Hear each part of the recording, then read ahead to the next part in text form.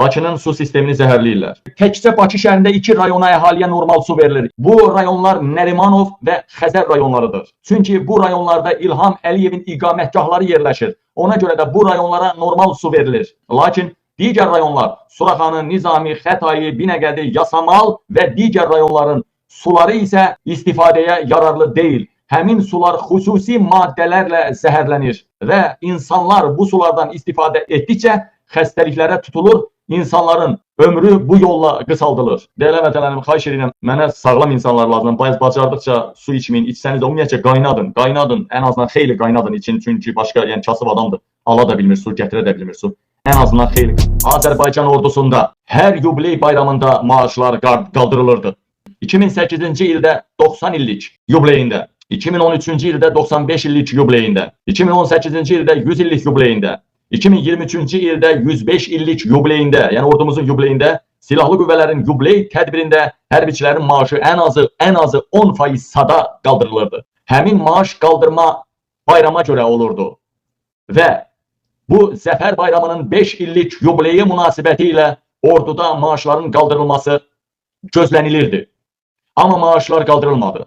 Hazırda orduda hərbi qulluqçuların 95% kredit, mağazaya nisyə borcları və sələmçilərə faiz borcları var. Ordunun 95% borc içində boğulur, qıvrılır, ölür.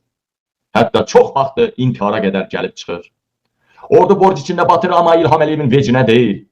2026-cı ildə maaşdan ən çox pul tutulacaq sahələrin biri də hərbi sahədir. 9 milyard deyir manat orduya pul ayırır. Manatdan da deyirlər çox olsun.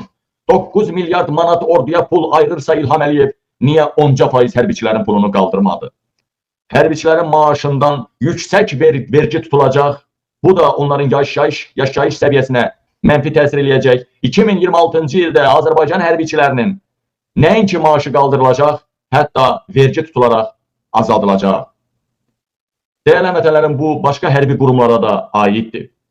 Ta İlham Əliyevin götünü qoruyanlardan başqa. İlham Əliyevin o vaxtı Topal Dağdan götünü qorumaq üçün də yenidən bir, necə deyərlər, orada ixtisarlar olsa da, amma təminat, təchizat, müəyyən nəsə varsa, ora ayrılır. Təsəvvür edin ki, xalqı qoruyan qüvvələrdən çox, İlhamı qoruyan qüvvələr var.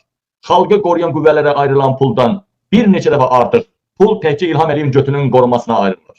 Dəyərli vətəndaşlarım, dəyərli soydaşlarım. Bəli. İndi isə baxın, orduya 9 milyard manat pul ayrılır. Hər nəysə, 9 milyard manatın orduya nə dəxli var ki? Hamısı keçən əsrin birinci və ikinci yarısının texnikaların 90% yox, 90% yox ha, 99% Azərbaycan ordusu və digər silahlı birləşmələr DSK daxil 99% keçən əsrin birinci və ikinci yarısının silahlarıdır. Liboy avtomatı götürün belə fırlayın, ilinə baxın. Liboy avtomatı nə yazılır orada? 60, 72, 73, 67. Mən görmədim 2000-dən bəri avtomat. Həyatı boyu eşitmədim 2000-dən bəri avtomat. Bəlkə məndən sonra nəsə oldu deyənmərəm. Və dəyərli vətəndaşlarım, çox 99% də düzgün atmır. Bütün Azərbaycan ordusuna hamısına uçebni mərmiləri alıblar, Bayavoy mərmi adına soxublar. Azərbaycan ordusu hara mərmi ata bilər? İrana yox, Türkiyəyə yox, Gürcistana yox, Rusiyaya mümkün deyil. Azərbaycan ordusu bir dənə mərmi ata biləcəyi yer Ermənistandır. Ölkə Azərbaycan devləti kimin əlindədir? Ermənilərin əlindədir. Şamiyan nəvələrinin.